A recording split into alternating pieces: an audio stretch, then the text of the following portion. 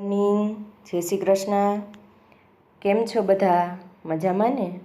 હવે આપણે paper number 13 main Gujarati sem 5 સાહિત્યના સિદ્ધાંતો ભાગ એ, તેમાં આપણે એકમ 2 વિશે ચર્ચા કરી હતી, અલંકારનું સ્વરૂપ અને કાવ્યમાં તેનું સ્થાન. અને તેમાં જ બીજો પોઈન્ટ, છંદનું સ્વરૂપ અને કાવ્યમાં તેનું સ્થાન. હવે પછી ત્રીજો પોઈન્ટ આવે છે, ત્રીજો એકમ, કે સાહિત્યિક વલણો, સૌષ્ઠવપ્રિય, કૌતુકપ્રિય અને વાસ્તવવાદી. કે સાહિત્યિક વલણો કેવા કેવા હોય છે. અમુક પ્રકારના વિવિધ વાદો અનાયાસે સહજપણે સર્જન કરે ત્યારે આવે જ. સાહિત્ય ક્ષેત્રે અવનવી વિવિધ બાબતોમાં પરિવર્તનો આવે જ. અનેક દેશ પ્રદેશો અથવા તો ભાષા સાહિત્યમાં આમ બનતું સ્વાભાવિકપણે જ હોય જ. સૌષ્ઠવ અને કૌતુક એ શું છે એ પણ પ્રશ્ન થાય. અમુક એવું પણ કહે છે વિવેચકો કે સ્વસ્થ અને મસ્ત રહેવું એટલે સૌષ્ઠવ પ્રિય અને કૌતુક પ્રિય. જ્યારે સર્જન કરતા હોય છે અને એ સર્જનમાં કોઈક વિવિધતા નિરૂપવાની થતી હોય ત્યારે વિવેચકો અનુક્રમે એમ બોલે છે કે સ્વસ્થ મસ્ત અને રૂપપ્રધાન, તપ, આનંદ એ શાસ્ત્રીયતાવાદી અને સ્વચ્છંદતાવાદી એવા વિવિધ શબ્દ પ્રયોગો છે એ સૌષ્ઠવપ્રિય અને કૌતુકપ્રિય માટે વપરાય છે. અંગ્રેજી ભાષામાં અને એમને એમ પણ કહેવામાં આવે છે કે ક્લાસિક એટલે સૌષ્ઠવપ્રિય અને રોમેન્ટિક એટલે કૌતુકપ્રિય. કોઈ સાહિત્ય રચાતું હોય અને તેમાં કૌતુકપ્રિયતા એટલે તેમાં રોમેન્ટિકતા મૂકવામાં આવતી હોય. ક્યારેક એ નામથી પ્રસિદ્ધ થયેલી શૈલીઓમાં પણ વિવિધતા જોવા મળે. આચાર્ય આનંદ શંકર ધ્રુવ અને બાપુભાઈ ધ્રુવ એ સંસ્કારી, સંયમ અને જીવનનો ઉલ્લાસ એવા વિશિષ્ટ શબ્દ પ્રયોગો પણ સૂચવે છે કૌતુકપ્રિય અને સૌષ્ઠવપ્રિય માટે. અને આમ વિવિધ શબ્દ પ્રયોગો દ્વારા કૌતુકપ્રિય ખરેખર એક જીવનનો આનંદ, જીવનનો ઉલ્લાસ એ કૌતુકપ્રિય અને સૌષ્ઠવપ્રિયનું એક સ્વાભાવિક લક્ષણ કહી શકાય છે.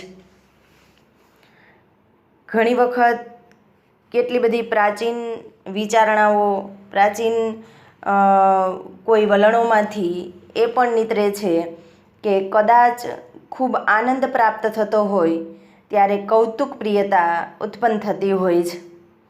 સૌષ્ઠવપ્રિય છે ને એ પોતાના સિદ્ધાંતો, નિયમો એમાંથી બહાર નીકળતું જ નથી.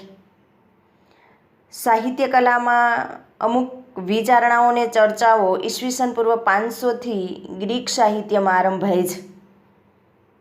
એરિસ્ટોટલ એ સૌષ્ઠવપ્રિય વલણમાં માનનારો વ્યક્તિ હતો.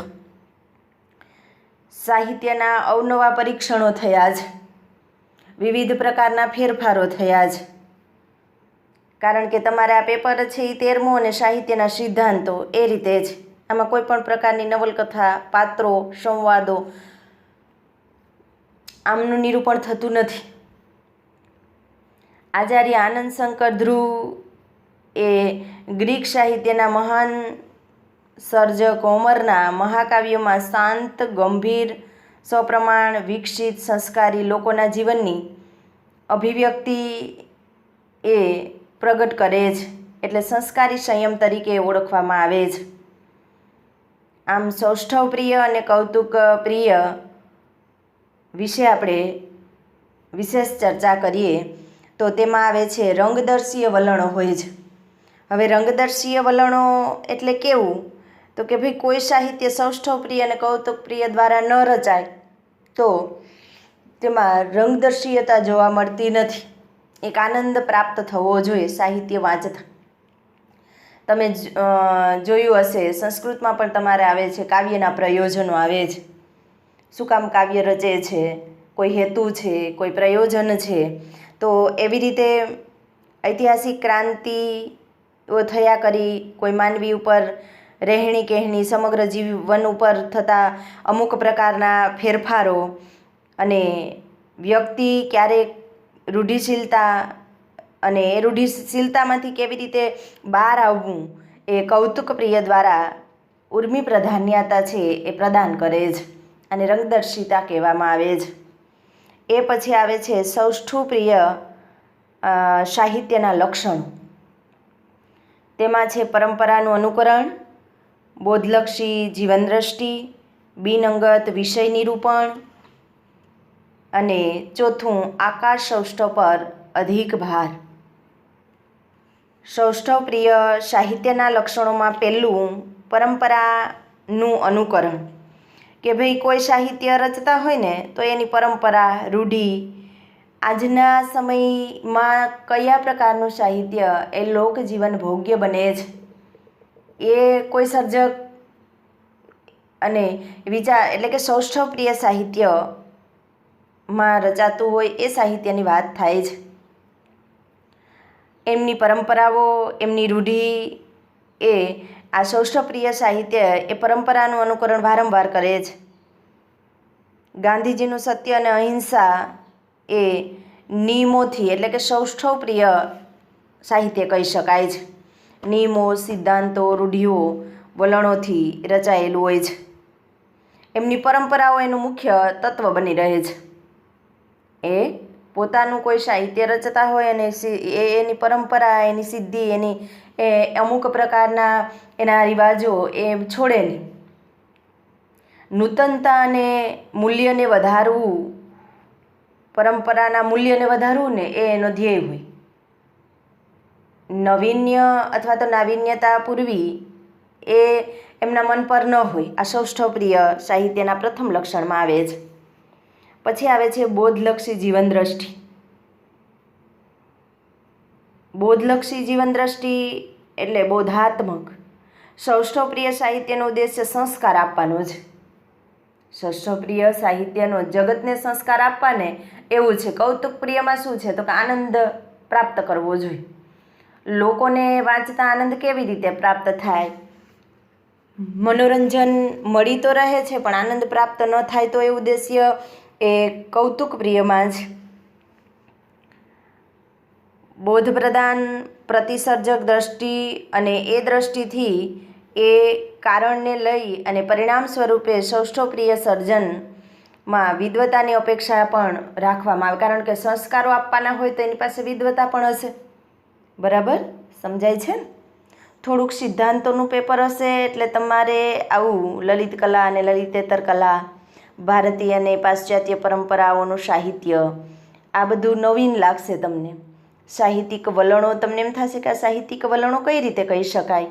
કૌતુકપ્રિય, સૌષ્ઠવપ્રિય, વાસ્તવવાદી, એટલે થોડું તમને ગહન લાગશે પણ 2 વાર વાંચી લેશો ને એટલે આપોઆપ સમજાઈ જશે. બરાબર? વિડીયો 2 વાર સાંભળી લેજો અને વારંવાર વાંચી લેજો એટલે ખ્યાલ આવી જશે. પછીનું જે વલણ જ કે તેમાં બોધલક્ષી જીવનદ્રષ્ટિમાં શું હોઈ શકે તો કે ભાઈ ધર્મ આવતો હોય, નીતિમત્તા હોય અને એ નીતિમત્તા અને ધર્મને આચારની દ્રષ્ટિએ કોઈ મૂલ્ય સમાન બની અને નિરૂપાતા હોય છે. રામાયણ, મહાભારત એ સૌષ્ઠવપ્રિય સાહિત્યમાં સ્થાન મેળવે છે. ઘણી બધી આચાર, વિચાર, મૂલ્યો, સંસ્કારો આ બધું સૌષ્ઠવપ્રિય સાહિત્યમાંથી મળે છે. અને એમાંય બોધલક્ષી. બોધ કેમાંથી મળે છે તો કે સૌષ્ઠવપ્રિય સાહિત્યમાંથી. આપણે બોધલક્ષી સાહિત્યની વાત કરી. પછી આવે છે બિનઅંગત વિષય નિરૂપ. બિનઅંગત વિષય એટલે સૌષ્ઠવપ્રિય સાહિત્યનું એક નોંધપાત્ર વલણ કહી શકાય. સમજાય? જેમાં કોઈ પણ પ્રકારનું નિરૂપણ થાય પણ પોતાના સ્વાર્થ માટે બિનઅંગત, બહાર સમાજને ઉપયોગી થઈ શકે એવું જ નિરૂપણ થવું જોઈએ, આલેખન થવું જોઈએ. ભાવશૈલીનું અને સર્જન દ્વારા એ વ્યક્તિગત જીવનની વિશિષ્ટતા અને ભાવોને આલેખવાનું નિરૂપણ થતું નથી. કે સર્જક છે પોતાના વ્યક્તિગત આલેખનો કરે એવું ન હોય. મોટાભાગે તટસ્થપણે ભાવ નિરૂપણ આલેખાતું હોય છે. પરલક્ષીય વિષયો ઉપર જ આલેખન થતું હોય. બરાબર. પોતાના વિષયો ઉપર અથવા તો પોતાનું કંઈક લખવું છે એવી ભાવનાઓ ન હોય. પરલક્ષી